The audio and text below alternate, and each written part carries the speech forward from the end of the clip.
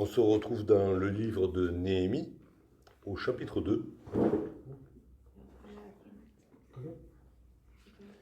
Néhémie chapitre 2.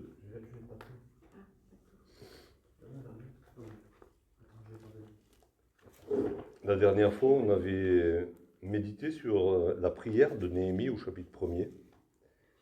On avait vu comment Néhémie, quand il s'adresse à son Dieu, au Dieu des cieux, commence par déclarer ce qu'il connaît de Dieu, ou du moins une partie de ce qu'il connaît de Dieu, avant de s'adresser à lui. Et ensuite, dans sa prière, mis à part sa demande d'aide, pour que Dieu lui fasse trouver grâce devant le roi, mis à part cette demande, Néhémie ne fait que, en gros, que répéter les promesses de Dieu à l'égard de son peuple. Il ne fait que répéter la parole de Dieu. Donc sa prière s'appuie uniquement sur la parole de Dieu et ses promesses. Et au passage, et c'est important aussi, il confesse les péchés de tout le peuple, et les siens aussi, associés au peuple. Et on va lire le début du chapitre 2. Donc, Néhémie, chapitre 2, à partir du verset 1er jusqu'au verset 8.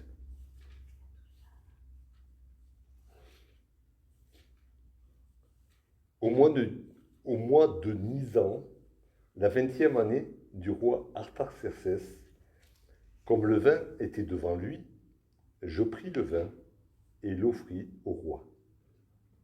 Jamais je n'avais paru triste en sa présence. Le roi me dit, « Pourquoi as-tu mauvais visage? Tu n'es pourtant pas malade. Ce ne peut être qu'un chagrin de cœur. » Je fus saisi d'une grande crainte. Et je répondis au roi, « Que le roi vive éternellement. Comment n'aurais-je pas mauvais visage lorsque la ville où sont les sépulcres de mes pères est détruite et que ses portes sont consumées par le feu? » Et le roi me dit, « Que demandes-tu » Je priai le Dieu des cieux, et je répondis au roi, « Si le roi le trouve bon, et si ton serviteur lui est agréable, envoie-moi en Juda vers la ville des sépulcres de mes pères, pour que je la rebâtisse. » Le roi, auprès duquel la reine était assise, me dit alors, « Combien ton voyage durera-t-il, et quand seras-tu de retour ?» Il plut au roi de me laisser partir, et je lui fixai un temps. Puis je dis au roi, si le roi le trouve bon, qu'on me donne des lettres pour les gouverneurs de l'autre côté du fleuve, afin qu'ils me laissent passer et entrer en Juda, et une lettre pour Asaph, garde de la forêt du roi, afin qu'il me fournisse du bois de charpente pour les portes de la citadelle près de la maison, pour la muraille de la ville et pour la maison que j'occuperai.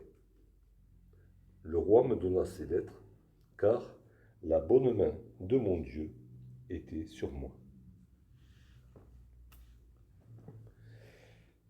Alors, pour se remettre en mémoire, ça fait 4 mois qu'on a le début de cette histoire.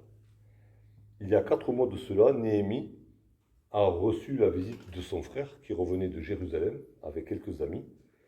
Et son frère et ses amis lui ont raconté dans quel état était la ville de Jérusalem, c'est-à-dire en partie reconstruite. Le temple avait été reconstruit, des gens habitaient dans Jérusalem, mais les murailles de la ville étaient toujours en ruine.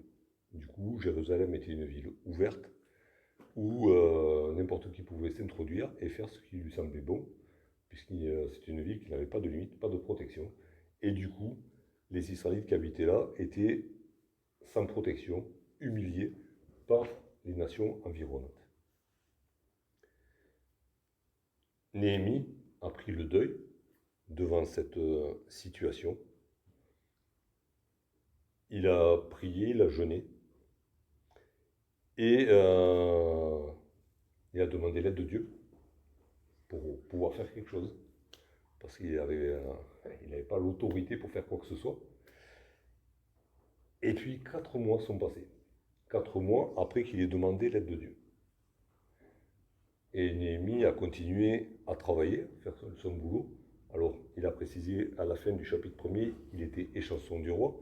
Alors, échanson du roi, c'était une place honorifique qui était accordée à un haut fonctionnaire à qui le roi faisait confiance, puisqu'il lui remettait le soin de goûter les vins avant lui pour ne pas être empoisonné. Donc, il fallait que ce soit un homme de confiance que le roi appréciait pour qu'il soit à ce poste-là. Et on va comprendre dans ce chapitre, déjà dès le début du chapitre 2, pourquoi le roi l'appréciait tant. Et du moins, on va comprendre en partie. Et du coup, ces 4 mois passent. Et on peut imaginer Néhémie qui se lève tous les matins avec la même prière. Seigneur, fais-moi trouver grâce auprès de cet homme. Et 4 mois où Néhémie n'a rien vu. Aucune réponse à ses prières. Et puis, au bout de 4 mois, voilà, on arrive à ce jour J, où il se trouve à servir le vin au roi, comme il le fait depuis des mois et des mois, peut-être des années, on ne sait pas. En gros, une journée comme les autres, qui commence comme les autres, qui ne va pas se terminer comme les autres. Mais ça, Néhémie, en arrivant le matin au boulot, il ne le savait pas. Forcément, je l'avais cité la dernière fois, mais dans la prière du Notre Père, il y a cette demande, donne-nous aujourd'hui notre pain quotidien. Et forcément, c'est une prière qu'on peut répéter tous les jours, puisque c'est pour aujourd'hui qu'on demande. Et Néhémie, cet aujourd'hui-là, il a attendu 4 mois.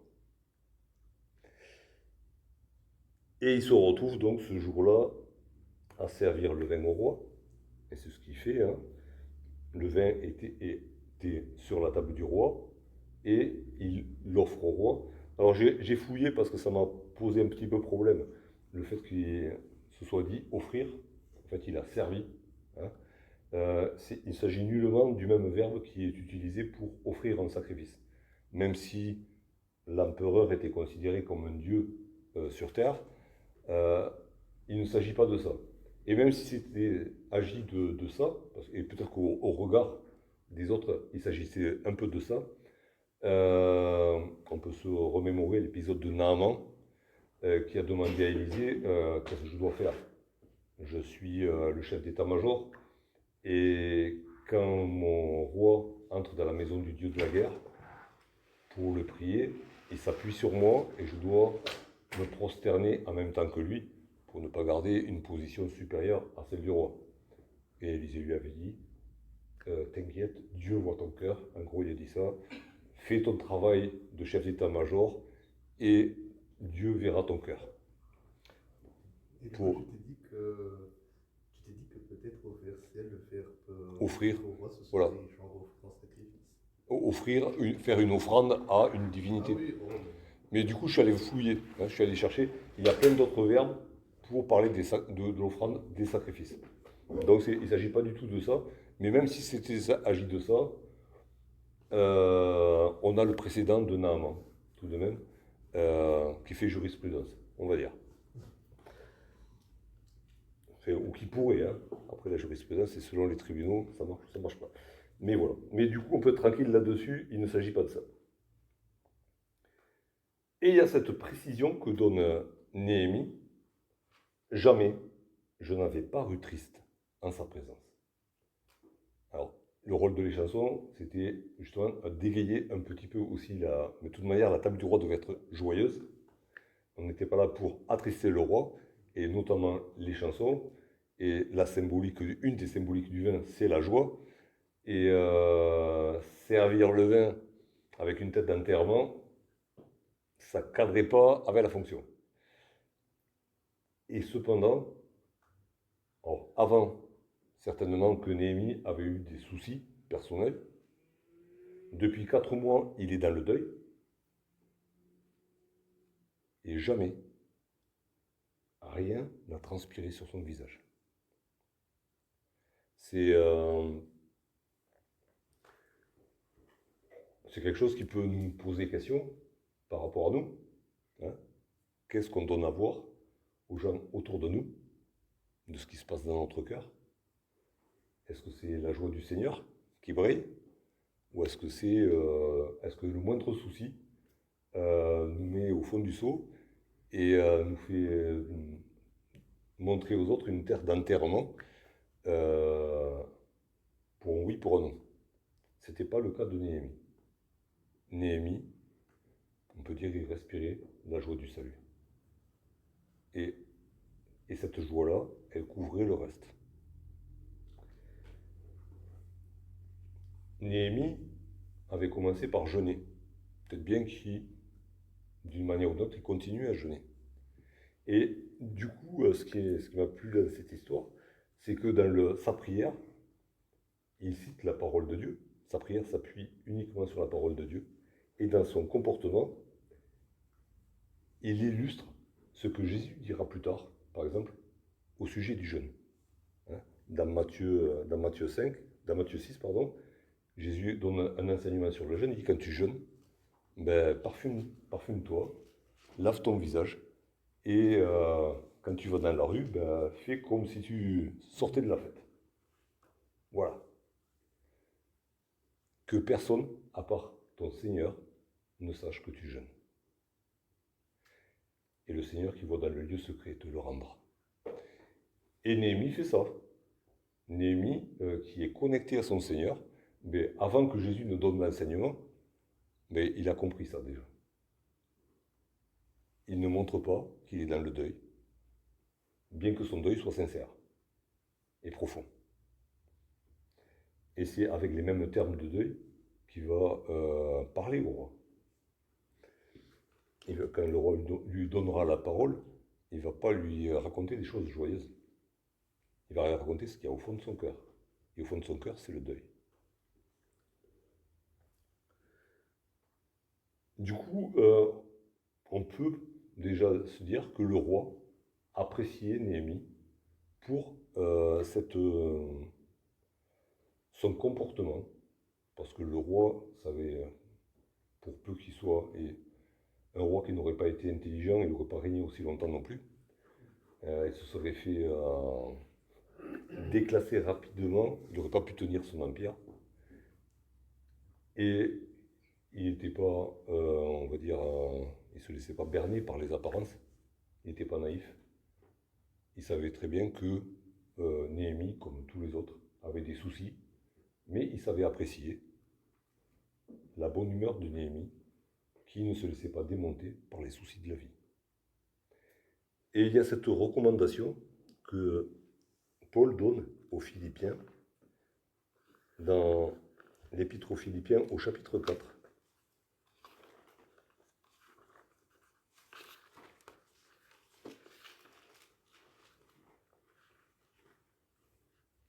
Et du coup, on peut dire que Néhémie était en avance sur son temps, parce que non seulement il applique la prédication de Jésus, il la met en pratique, mais il a même devancé l'apôtre Paul. Il est impressionnant ce Néhémie. Donc au chapitre 4, Philippiens 4, au verset 5, Paul recommande à ses frères de Philippe que votre douceur soit connue de tous les hommes. Quand ceux qui nous côtoient nous voient, et ce qui est important, c'est pas ce que nous, on pense de nous-mêmes. Ce qui est important, c'est pas ce que nos voisins nous disent de nous-mêmes, parce qu'ils ont peut-être quelque chose à nous demander. Ce qui est important, c'est ce que les autres disent de nous quand on n'est pas là. Que votre douceur soit connue de tous les hommes. Et le mot qui traduit ici par douceur, bon, c'est la douceur déjà, mais c'est aussi la tempérance, la gentillesse, la justice. Et il y a cette idée de tempérance et dans le caractère de Néhémie, même si on verra que c'est un homme d'action et qui sait dire les 4 vérités quand il faut les dire, il y avait cette tempérance dans la manifestation de ses émotions et de ses sentiments. C'était la maîtrise de soi qu'il avait développée avec l'aide de Dieu, dans la présence de Dieu. Et du coup, jamais il n'était venu triste dans la présence du roi. Il y avait des moments pour ça à la maison, devant son Dieu, pas en public. Sauf que ce jour-là, au bout de 4 mois, il a une petite absence. Et il est à la table du roi, il sert le vin, mais sa tête, ses sentiments sont ailleurs. Et du coup, ça devient visible. Alors, c'est pas qu'il portait un masque hypocrite, mais à un moment donné, la pression trop forte, le temps qui passe, quoi que ce soit, ou la volonté de Dieu, parce que Dieu s'est utilisé et se glorifie dans notre faiblesse. Alors, un moment de faiblesse que Dieu utilise, sa tristesse apparaît sur son visage. On ne peut pas lui reprocher. On aurait craqué certainement avant. Lui, voilà. C'est à ce moment-là que ça arrive, au bout de 4 mois. Et du coup, ça devient évident pour le roi. Il est question un peu plus loin, au verset 6, de la reine qui était auprès du roi. Alors, si on veut romancer un peu le truc, et pourquoi pas, c'est peut-être la reine qui, avec sa sensibilité féminine, a vu la chose dans le regard de Néhémie, et l'a dit au roi. Pourquoi pas, hein? Si on devait faire un film, ça serait pas mal comme mise en scène. Voilà. Si on devait faire une scène sur le truc, là. Je sais pas si un jour, à l'école du dimanche, je voulais faire que ça. Mais c'est peut-être la reine qui l'a dit au roi, et puis voilà. Et le roi qui verbalise le sentiment du couple royal. Toujours est-il que le roi lui pose la question. Il dit, attends, tu as vraiment une sale tête, mon gars. Mais d'un coup, là. Et pourtant, il y a 30 secondes, tu pétais la santé. Il se passe quoi? Du coup, c'est sûr que c'est pas ta santé physique qui va pas. Et le roi met le doigt directement dans le mille. Il dit, c'est une peine de cœur. Si c'est pas le corps, c'est le cœur. Sans Dieu, on est limité au corps ou au cœur. Il n'avait pas connaissance de l'esprit. Mais toujours est-il qu'il met le doigt en pleine dans le mille et il dit, ça c'est une maladie de cœur. Tu as un chagrin. Alors, c'était peut-être un petit peu dit avec humour, hein, genre peut-être le charrier sur une relation amoureuse qui aurait capoté, enfin voilà, un désir amoureux non assouvi, quelque chose comme ça peut-être. Hein. On était à table là. Hein. C'était donc pour la mise en scène aussi, on peut peut-être jouer là-dessus. Et la prochaine vidéo de Monsieur et Madame Réponse. Toujours est-il que c'est peut-être dit sur le ton de l'humour, mais c'est la vérité. Et c'est la vérité, nous on le sait, parce qu'on sait que depuis 4 mois, Néhémie est en deuil, à cause de l'état de Jérusalem, à cause de l'humiliation de son peuple, et du coup de l'humiliation de son Dieu. Et du coup aussi, le fait d'appuyer sur le chagrin de cœur, ça montre bien que c'est quelque chose de profond. C'était pas quelque chose de superficiel. Ce que Néhémie, à ce moment-là, a exprimé sur son visage, on voyait bien que c'était profond. C'était pas quelque chose pour amuser la galerie, c'était pas quelque chose il pouvait être consolé avec une petite blague. Hein. C'était quelque chose de profond.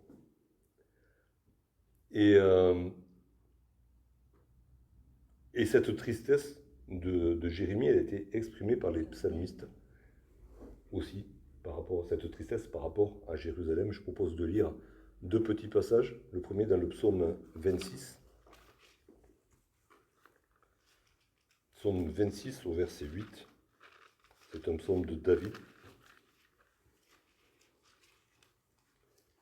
Alors là, c'est quand David se réjouit de la présence de Dieu. Psaume 26, verset 8, David dit, « Éternel, j'aime le séjour de ta maison, le lieu où ta gloire habite. » Jésus, David était, on va dire, amoureux, hein, puisqu'il est question ici de peine de cœur.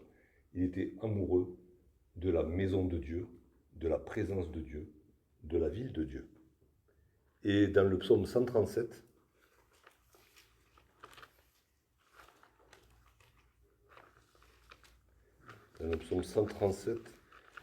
à partir du verset 5, il y a cette imprécation même des exilés.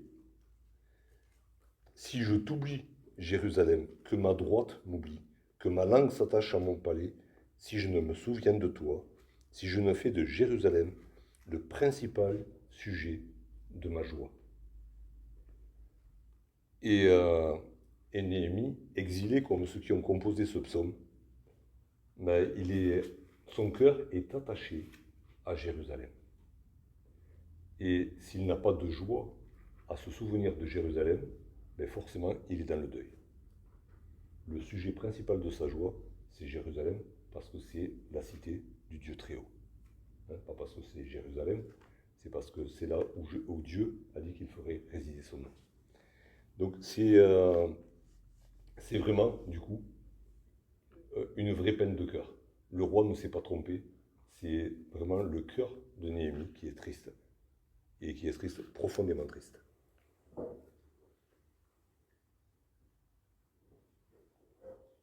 Et là,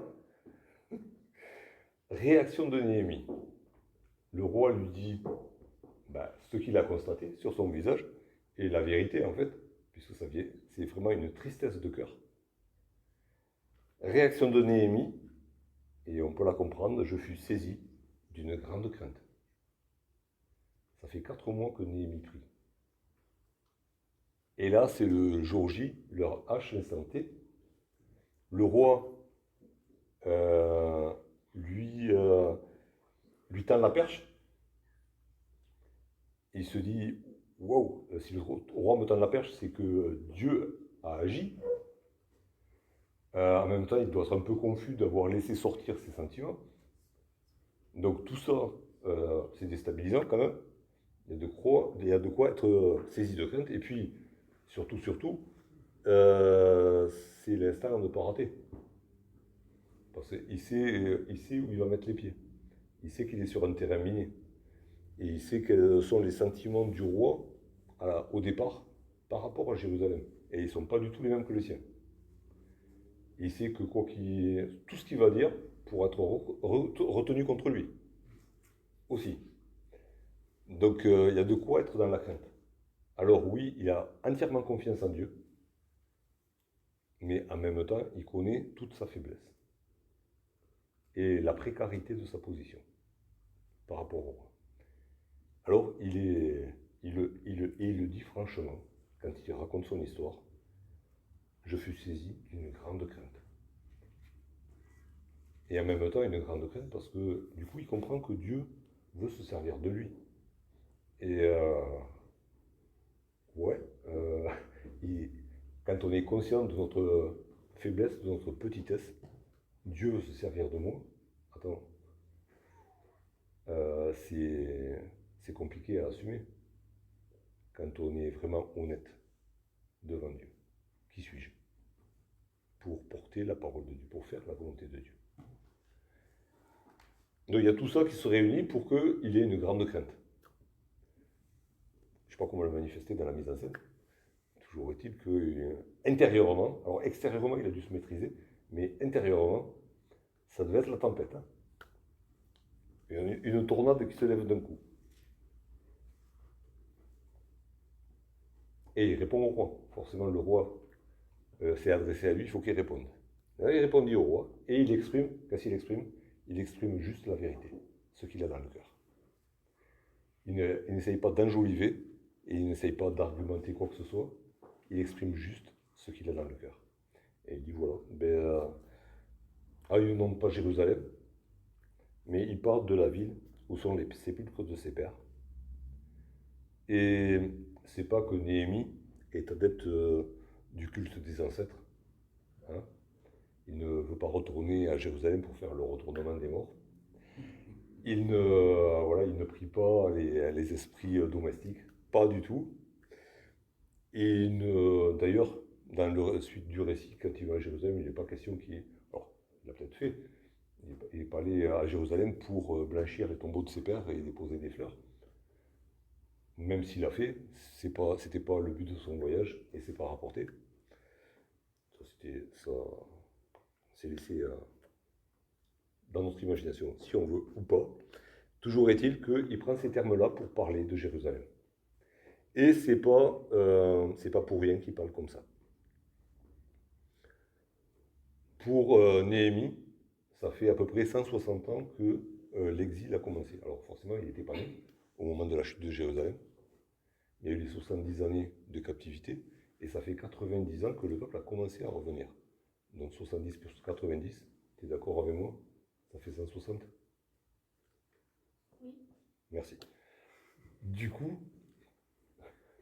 en gros, Néhémie et même son père sont nés en exil, on va dire. Alors son père, on va dire peut-être pas, mais Néhémie c'est sûr. Ça dépend à quel âge il est. Mais bon, Néhémie c'est sûr, il est né en exil. Mais après 160 ans d'exil, ben, il n'est toujours pas citoyen de l'Empire. Il est citoyen de la cité de Dieu.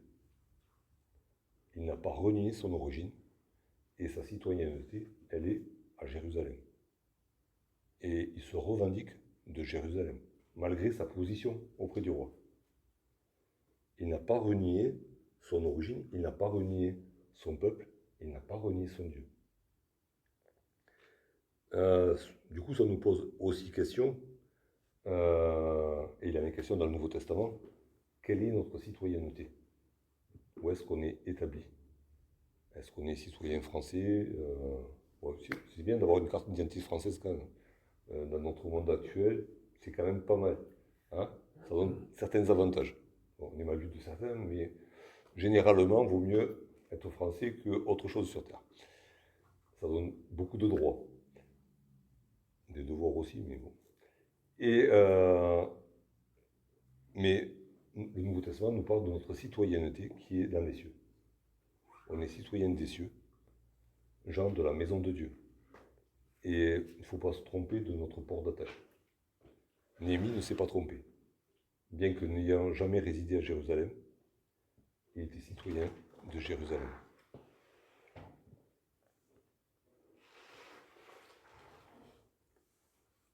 Et du coup, le roi, ayant pris connaissance de la cause de son chagrin, il continue, et il continue par une question.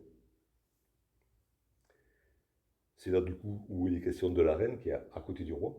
Alors, est-ce que c'est la reine qui a soufflé la question au roi? Je n'en sais rien.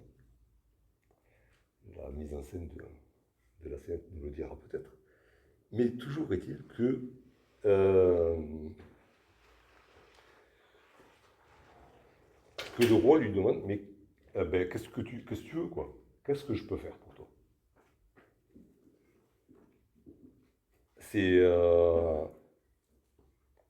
Je suis sûr que Néhémie, en se levant le matin, il ne s'attendait pas à ça. Même quand il a commencé à servir le vin, il ne s'attendait pas du tout à ça non plus. Mais les choses s'enchaînent. Et là, Néhémie a dû repenser à sa prière. Et demander à Dieu, donne-moi du succès. Il a dit, il dit trois fois rien. Et le roi est déjà en train de lui demander, mais qu'est-ce que je peux faire pour toi? C'est Néhémie qui est au service du roi. Hein. C'est pas le roi qui est au service de Néhémie, hein, dans la vraie vie. Et là, c'est le roi qui se met à sa disposition. Vas-y, demande. C'était peut-être. Quelque part, c'était un moyen pour le roi de se donner un petit peu plus de peur en se montrant magnanime. Alors, il y a souvent des motifs cachés, enfin, Tout le temps. Même. tout le temps dans les manœuvres politiques. Et pourquoi pas, peut-être que le roi avait des idées.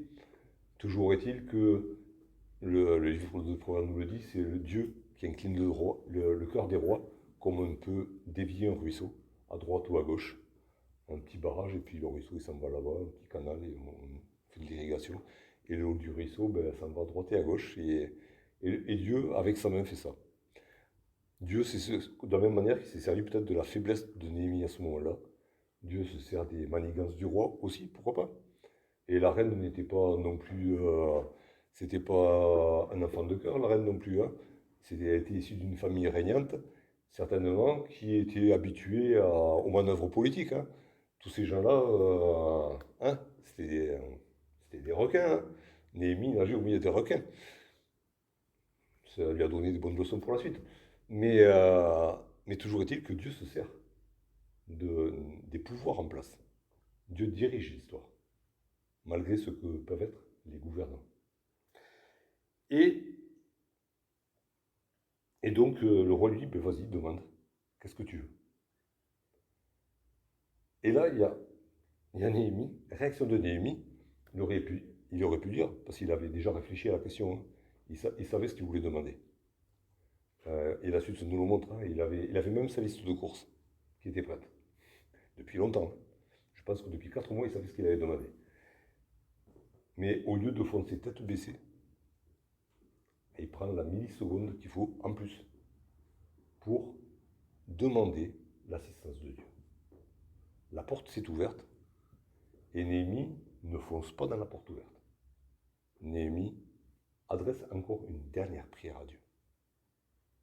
Parce qu'il est conscient de sa faiblesse, il est conscient des risques qu'il prend et qu'il fait prendre à son peuple en ouvrant la bouche.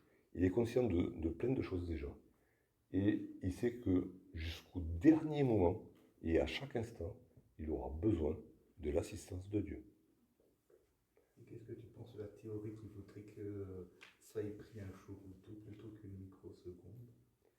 Ben parce qu'il était à table et qu'ils n'allaient pas manger froid, hein. Le roi avait autre chose à faire, il était à table, il allait manger.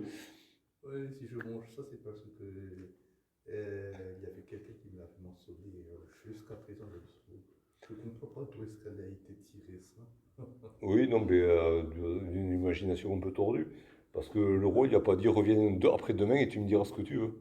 Hein, c'était dans le feu de l'action.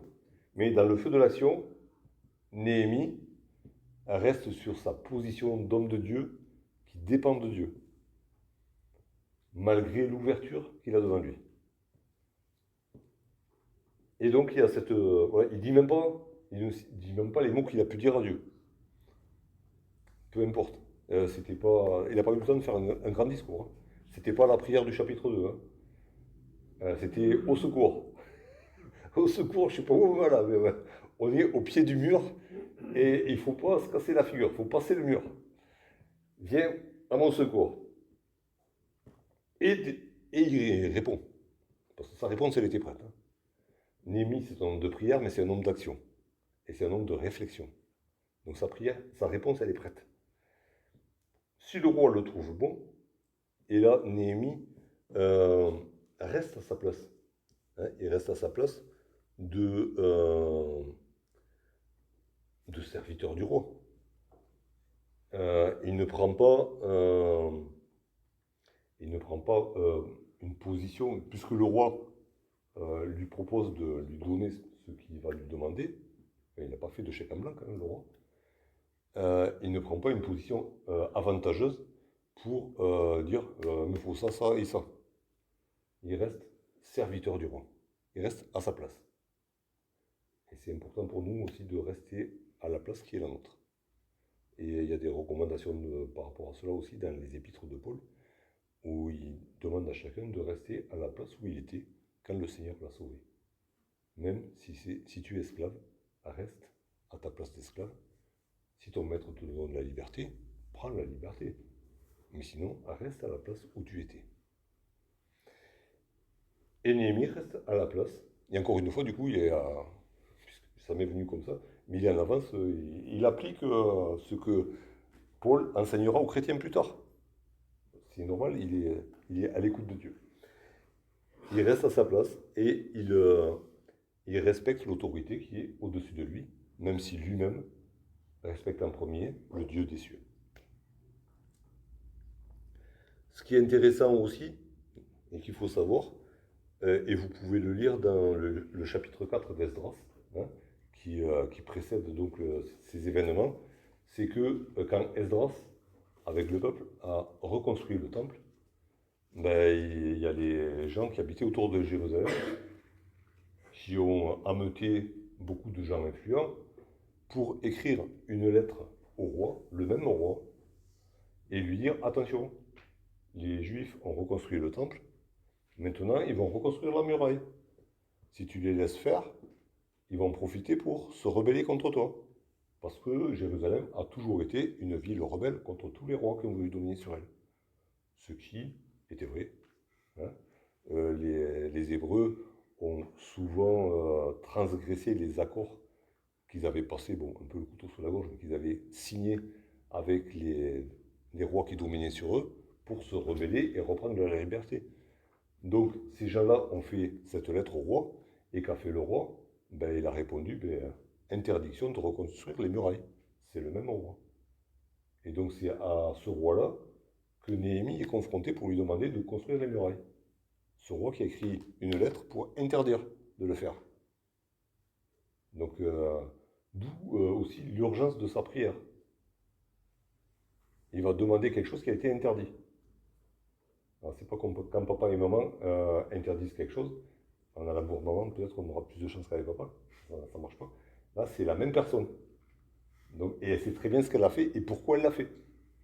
Donc, ça ne va pas bouger. Hein. Enfin, ça ne devrait pas bouger. Théoriquement, ça ne devrait pas bouger. Et pourtant, ça va bouger.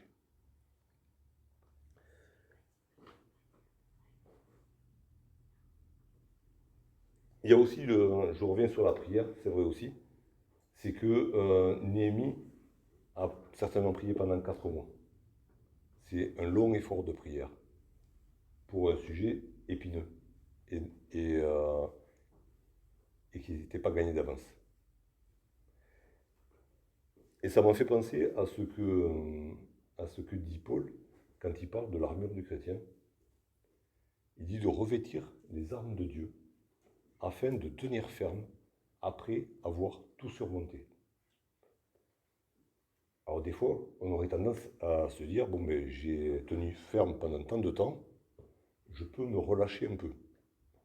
Ben, Néhémie a tenu ferme pendant 4 mois. Et alors, ses émotions sont passées devant, ok, mais il a tenu ferme dans sa position de serviteur de Dieu, dépendant de Dieu. Et il a continué sur la même lancée. Il n'a pas déposé les armes de la prière. Donc, fait partie de la L'arme, continuelle. tout à fait. Mais on est tenu de garder notre équipement jusqu'au bout. Et c'est pas parce qu'on a tenu un certain temps qu'on a le droit à un moment de repos. Le combat continue jusqu'à la fin. C'est la vie de Néhémie. C'est un combat jusqu'à la fin. Et c'est la vie de tout enfant de Dieu. Alors oui, on a du repos dans le Seigneur, mais pas du repos sur cette terre.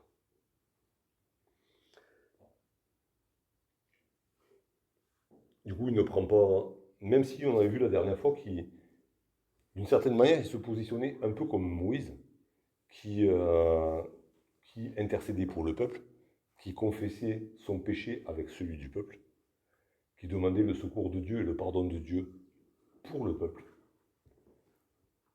Et si là, présentement, il se présente devant le roi, un peu comme Moïse s'est présenté devant le pharaon, euh, Néhémie ne se prend pas pour Moïse.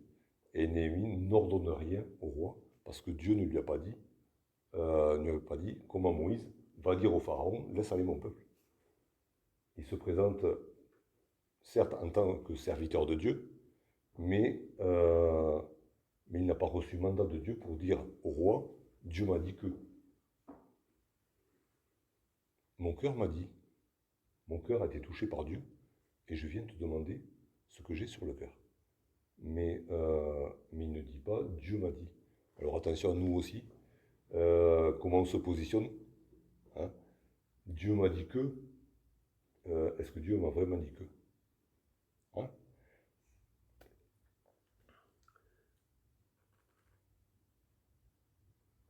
Il ne parle pas non plus dans ce qu'il demande, dans sa demande, et quand il présente son sentiment, il ne parle pas de ses mérites. Et il dit, si tu me trouves, si j'ai trouvé grâce à tes yeux, si ton serviteur, il dit comment déjà? Exactement. Si le roi le trouve bon, et si ton serviteur lui est agréable, si tu penses que, si je t'ai fait plaisir, si tu penses que je t'ai bien servi, alors tu pourrais éventuellement faire ceci pour moi. Hein, il ne présente pas ses mérites à lui, il ne parle pas surtout des mérites de son peuple, même s'il y a plusieurs Hébreux qui ont travaillé à la grandeur de l'empire en place, notamment Daniel et ses amis, et d'autres encore certainement. Il ne parle pas de mérite de qui que ce soit. Il ne marchande pas, et on peut présenter des arguments, et historiquement, justement, il y avait des arguments à présenter, et certainement que le roi y pensait quand même, dans ses manigances politiques, c'est que quelques années auparavant, les grands ennemis de l'empire des Mèdes et des Perses, les Grecs, s'étaient servis des Égyptiens pour attaquer cet empire-là. Hein, ils avaient financé la révolte des Égyptiens, qui donc était au sud de la Palestine. Enfin, ils sont toujours au sud de la Palestine, on va dire. C'est pas les mêmes Égyptiens, mais c'est toujours la même géographie. Et pour faire du tort à l'empire des Mèdes et des Perses. Et du coup, la position de Jérusalem devenait intéressante, parce qu'en fortifiant Jérusalem, ça faisait un verrou que les Égyptiens devaient faire sauter avant de monter plus haut. Donc, dans la tête du roi, il y avait peut-être cette pensée aussi. Mais Néhémie n'en parle pas. Néhémie n'argumente pas sur des choses des arguments humains. Il se confie uniquement dans la puissance de Dieu. À nous aussi, quand on agit, quand on parle, est-ce qu'on s'appuie sur la puissance de Dieu ou est-ce qu'on a des raisonnements humains?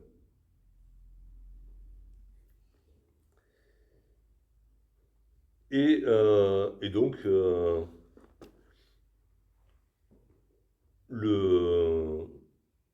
sa demande donc se fait devant le roi et la reine. Et c'est intéressant là aussi parce que, je sais pas vous, mais dans vos familles respectives, quand vous parlez de quelqu'un, est-ce que le mari et la femme, ou les enfants, ou les proches, les frères et sœurs, est-ce que tout le monde est du même avis par rapport à la personne dont on parle? Le roi et la reine ont le même avis par rapport à Néhémie.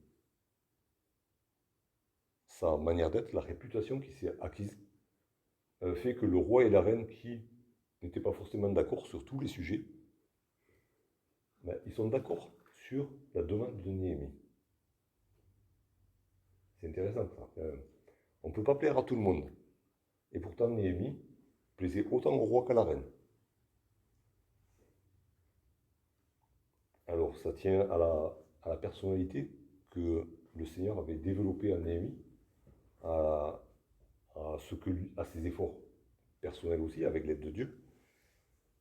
Mais c'est quand même quelque chose qui n'est pas commun. Généralement, le favori du roi n'était pas le favori de la reine, et vice-versa. On voit ça dans toutes les histoires, dans tous les royaumes. Il y a toujours ou très souvent, cette concurrence entre le roi et la reine par personne interposée. Mais là, Néhémie fait l'unanimité. C'est beau à voir. Et du coup, le roi ne tergiverse pas. Il a demandé, laisse-moi aller, envoie-moi. Et encore une fois, il se met au service du roi. S'il va reconstruire les murailles de Jérusalem, c'est missionné par le roi. Il ne sera jamais dit, j'ai décidé de le faire. C'est le roi qui l'a envoyé. Et du coup, le roi lui dit, ben voilà, quand est-ce que tu veux, quand est-ce que tu veux partir et combien de temps tu seras absent?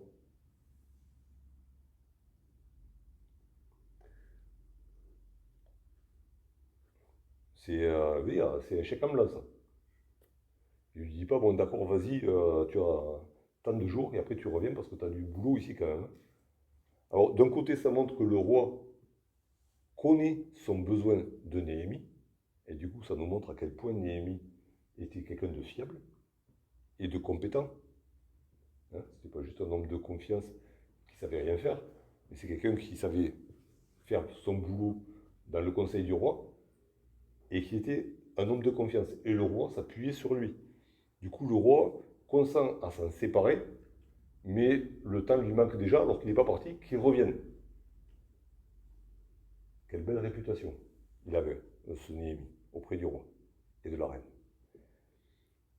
Et la réponse de Néhémie ne se fait pas attendre. Il plut au roi de me laisser partir, et je lui fixai un temps. Et là, ça nous montre que Néhémie, pendant ces 4 mois, il n'a pas fait que jeûner et prier. Il a fait des plans, il a chiffré la dépense, il a calculé combien de temps il fallait pour reconstruire les murailles. Il a tout en tête. Tous les détails du chantier, il les a déjà en tête. Il n'a jamais vu Jérusalem. Et il s'est renseigné. Son frère et ses copains, là, ils ont dû passer des soirées à se faire questionner sur tout. Parce qu'à l'époque, il n'y avait pas de photos. Hein. Ils n'avaient rien ramené dans leur portable. Et il fallait que Néhémie connaisse tous les détails. Je ne vous explique pas que les garçons, là, ils ont dû passer des soirées de travail bien chargées. Et du coup, quand le roi lui demande combien de temps ça va durer, il lui dit ça va durer tant de temps. Il ne nous le dit pas là. Mais on verra que c'est un temps record. Néhémie a déjà tout en tête. Et du coup, ça nous questionne aussi. On oppose souvent action et prière. Chez Néhémie, il y a l'action, la décision, la réflexion, et tout ça dans la prière. Du coup, ça a pu arriver aux oreilles du roi. Je ne sais pas s'il y avait des espions chez Néhémie, il n'y avait pas de micro. Je ne sais pas. C'est-à-dire dans l'Antiquité, Ben, tout se savait quand le même. téléphone Un arabe, jour, un jour ou l'autre. Ben, là, c'était le téléphone perse qui marchait. C'était pas le téléphone arabe, quoi qu'il y avait des arabes qui traînaient dans le coin. Mais, mais toujours est-il. Alors, forcément, Néhémie ne devait pas se cacher. Il était en relation avec ceux de son peuple, en dehors de. Même pendant son travail, certainement, puisque le chef des forêts s'appelait Azaph. C'est un nom qui est bien hébreu quand même. Donc le chef des forêts, c'était pas le bûcheron en chef, hein. C'était le gestionnaire des forêts du roi. C'était un haut fonctionnaire aussi, hein. C'était pas... Le bois, c'était important à l'époque. Il y avait la pierre, il y avait le bois. C'était les principaux matériaux. Après, il y avait les métaux, mais c'était les principaux matériaux de construction. Donc c'était très important. Et puis il y avait les flottes qui devaient construire pour aller envahir les Grecs aussi, hein. C'était dans les projets. Du coup, Néhémie, dans son temps de jeûne et de prière, il a inclus ce temps de réflexion, d'étude de la situation en détail. Et quand le roi lui demande combien de temps, il lui dit tant de temps. Et il est affirmatif. Il n'y a pas une approximation. Il dit ça durera tant de temps et je reviendrai. Et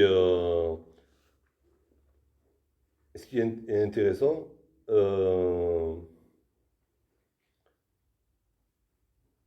c'est que implicitement, quand le roi lui pose la question, il y avait déjà l'autorisation de partir quand même. Je te laisse partir, mais tu me dis quand tu reviens. Ok. Mais du coup, sa prière était déjà exaucée. Il aurait pu pousser le bouchon un peu plus loin. Non, sa prière est exaucée. Et il est content de l'exaucement. Et il dit, je reviendrai quand ça... Voilà, j'ai prévu le chantier, c'est pour tant de temps, et je reviens après. Par contre, il est conscient des difficultés qu'il va rencontrer. Parce que s'il a parlé avec son frère et ses amis de la situation de Jérusalem, ils ont forcément parlé des gens qui y a autour et dans Jérusalem, et de l'état du peuple dans Jérusalem. Et du coup, il demande 2 lettres au roi. Une lettre à laisser passer pour pouvoir passer toutes les frontières des provinces et arriver à Jérusalem, ne pas être bloqué par un souci administratif, parce qu'il sait à qui il a affaire en face. Il connaît les difficultés, il les a étudiées avant d'y aller. Et il a besoin de ressources, il les a déjà chiffrées. Le cubage du bois devait y être. Hein. Il n'a pas demandé. Alors, c'est presque. Apparemment, ça ressemble à un chèque en blanc qui demande au roi, mais certainement que c'était quand même chiffré. Il savait ce qu'il demandait. Et il demande ces deux choses-là au roi. Alors, d'un côté, ça montre bon, il a bien étudié, il connaît ses ennemis. Et attention à nous aussi de bien connaître nos ennemis. On n'a pas à combattre contre la chair et le sang, nous dit l'apôtre Paul, mais contre les puissances et les dominations mauvaises dans les lieux célestes. Alors ça ne veut pas dire qu'on doit s'attacher, comme certaines soi-disant sectes chrétiennes, à l'étude des pouvoirs occultes et des noms des démons et ceci, cela. Ça existe. Mais il faut savoir qu'ils sont là et qu'ils sont contre nous. Il faut connaître notre ennemi. Et Néhémie connaît ses ennemis. Et du coup, il demande la protection du roi. Nous, notre roi, c'est Jésus-Christ. Et pour marcher contre l'ennemi, on doit demander sa protection. Et pour accomplir l'œuvre de Dieu, parfois, souvent, enfin ça dépend des œuvres qu'on entreprend, on a besoin de ressources matérielles. Mais on fait appel à la providence de notre roi aussi. C'est lui qui peut débloquer les fonds qu'on n'a pas. Alors, il y a ce qu'on a, il y a ce qu'on n'a pas. Okay, mais ce qu'on n'a pas, Dieu peut le déverser sur nous et sur l'œuvre qu'on entreprend pour lui. Et c'est symboliquement ce que fait ici Néhémie. Il demande au roi, bien sûr, mais sous la protection du roi des rois. Okay, et ce passage se termine par cette conclusion. Le roi me donna ses lettres. Donc il a donné l'autorisation de partir. Il lui donne le laisser-passer. Il lui donne droit aux fournitures dans la forêt du roi. Et Néhémie pourrait dire, parce que je le vaux bien, hein, parce que j'ai bien manœuvré, parce que j'ai bien prié, parce que j'ai insisté, parce que j'avais une bonne réputation, parce que je suis quelqu'un de bien. Non. Le roi me donna tout cela, car la bonne main de mon Dieu était sur moi. Et il a commencé par la prière d'intercession pour demander le pardon. Il a demandé par la prière de supplication pour demander le secours de Dieu. Et il finit par une action de grâce. La bonne main de Dieu était sur moi. Et dans tout cela, Néhémie est un modèle pour nous à méditer et du coup, oui, aussi à mettre en pratique.